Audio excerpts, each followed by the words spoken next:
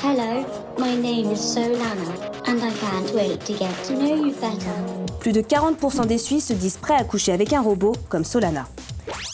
Et si l'info te fait sourire, sache que pour certains industriels, c'est une aubaine.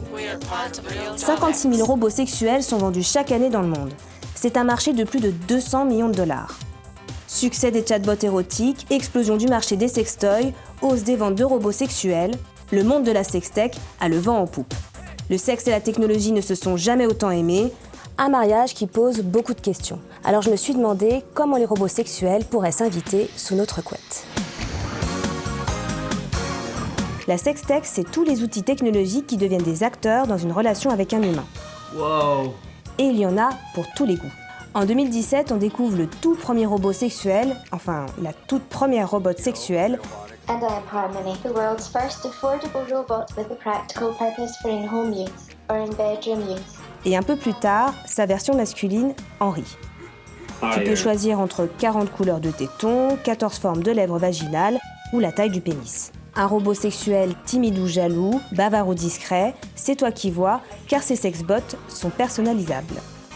Ah ouais, donc vraiment les hairs, t'aimes ça quoi. Ces robots humanoïdes sont équipés d'une intelligence artificielle qui doit imiter une relation intime. Ils se souviennent de ton plat ou de ton film préféré ou proposent des activités en fonction de tes goûts, comme le font déjà les chatbots érotiques. Une expérience que plusieurs youtubeurs ont voulu tester. Putain, les sourcils ils bougent et tout, c'est ouf. Do you think I am prepared to watch a movie? Par contre, si j'appuie là-dessus... Direct... Calme-toi. Il y a un bouton qui s'appelle Climax, là, et direct on passe en mode quoi.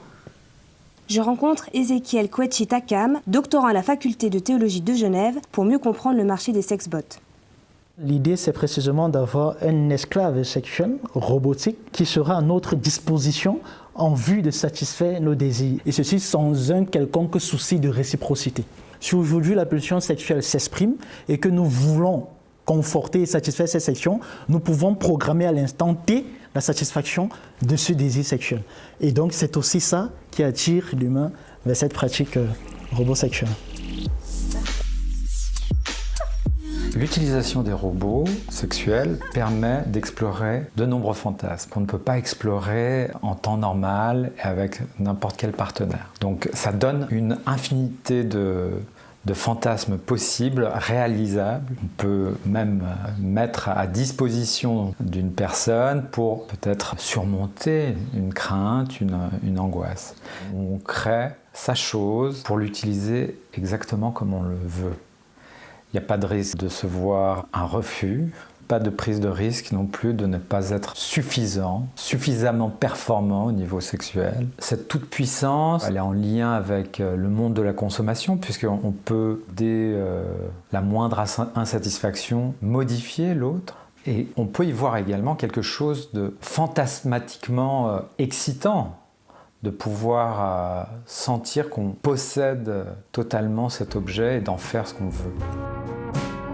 Et si les hommes sont les premiers consommateurs de robots sexuels, ils en sont aussi les inventeurs. Une invention qui remonte à très, très longtemps. La poupée sexuelle, l'ancêtre du robot sexuel, fait son apparition entre le XVIe et XVIIe siècle en Europe pour combler la solitude des marins. À l'époque, elles étaient recouvertes de vieux vêtements ou de plumes. Bien plus tard, dans les années 30, les Japonais fabriquent la première robot sexuelle pour leurs sous-mariniers. La consommation d'outils sexuels restera très taboue pendant des décennies, jusqu'à la révolution sexuelle des années 60. Sommes-nous entrés dans l'ère industrielle du sex business, de l'exploitation commerciale à grande échelle, de l'érotisme? L'usage des premiers godemichets apparaît dans cette période marquée par la libéralisation des mœurs sexuelles.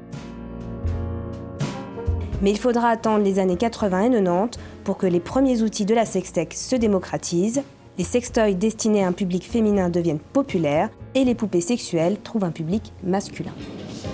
Les derniers modèles de poupées gonflables ont toujours l'air aussi tristes. Marché en plein essor, le porte-jartel affriolant et la petite culotte polissonne, sans oublier la bottine qui fait tilt. 1985 restera l'année qui a marqué le passage au stade industriel.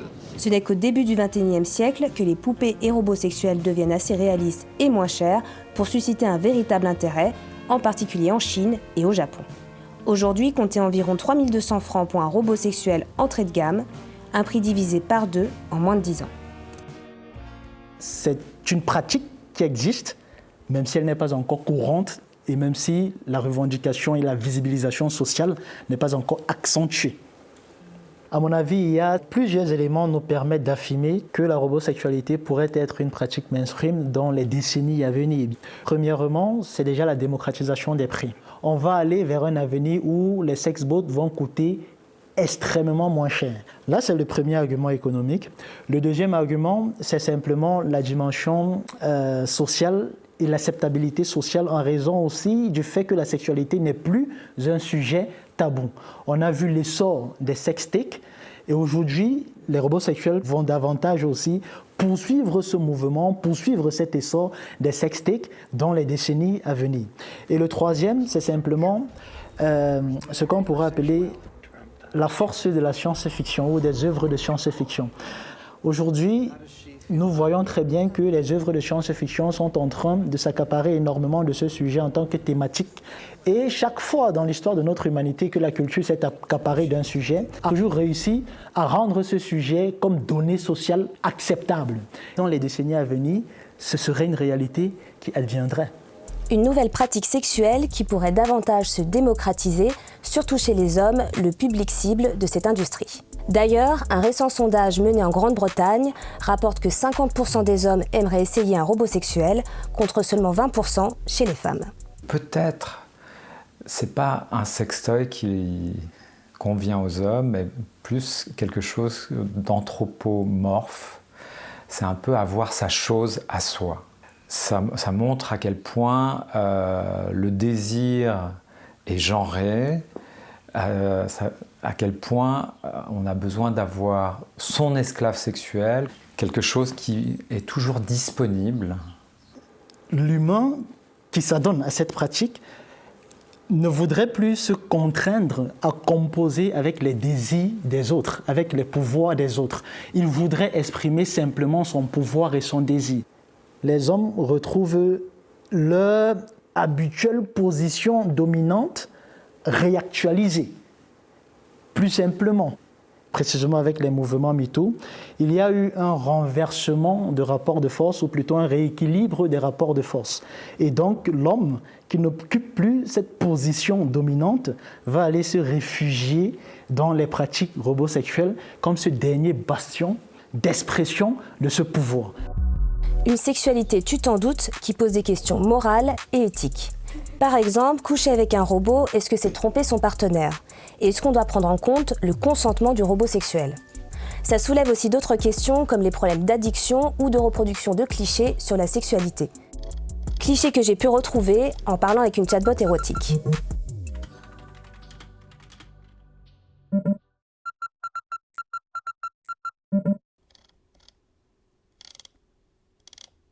Cette sextech risque de maintenir, projeter vers le monde extérieur certaines des valeurs de ce viriarcat, où l'homme doit être viril, doit être performant sexuellement, doit imposer sa force pour montrer qu'il est fort, qu'il est puissant. Do you think I'm hot? I think you've improved a great deal. Genre, je l'ai payé 11 000 $. Elle me kiffe pas tant que ça, genre. Alors qu'elle est censée être programmée pour. Also, you are very pretty. You look so sexy right now. I just can't take my eyes off of you.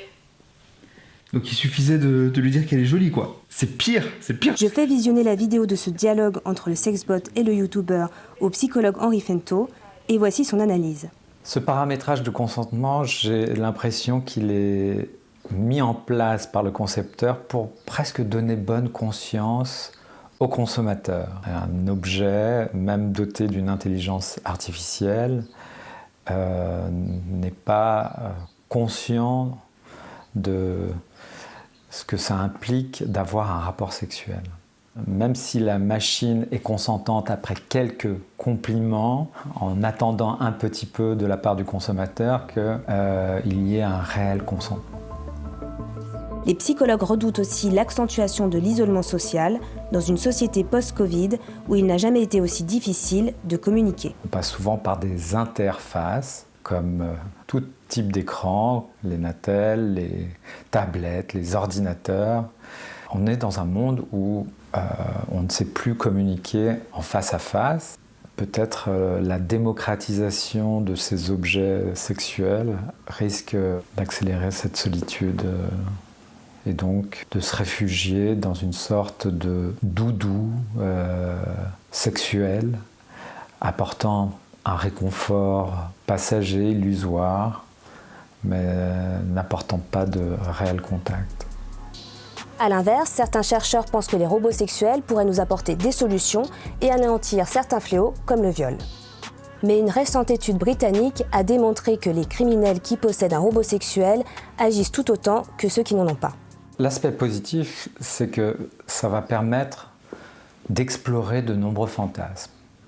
Peut-être même d'utiliser son robot, sa robote, pour traiter des problématiques, des dysfonctions sexuelles. Mais à nouveau, c'est une création de besoins. Derrière tout ceci, les concepteurs ont compris qu'il y a un marché juteux derrière, puisque ça permet de consommer sans limite. Peut-être quand ce sera plus démocratique, pourquoi pas en avoir 2, 3, et imaginer plein d'autres fantasmes. La sextech ne serait donc pas une solution à nos problèmes de société, mais plutôt un moyen de combler, repenser ou épicer sa vie sexuelle. Une nouvelle pratique sexuelle qui pourrait se démocratiser à l'avenir dans nos sociétés, qui se digitalise et se robotise toujours un peu plus. Et toi, est-ce que tu fais partie des gens qui se disent prêts à sauter le pas de la robosexualité ? En tout cas, d'après les fabricants, ces nouveaux partenaires sexuels seront accessibles à toutes les bourses d'ici quelques années. J'espère que ce reportage t'a un peu éclairé sur le sujet. N'hésite pas à liker, partager, commenter et abonne-toi à notre chaîne.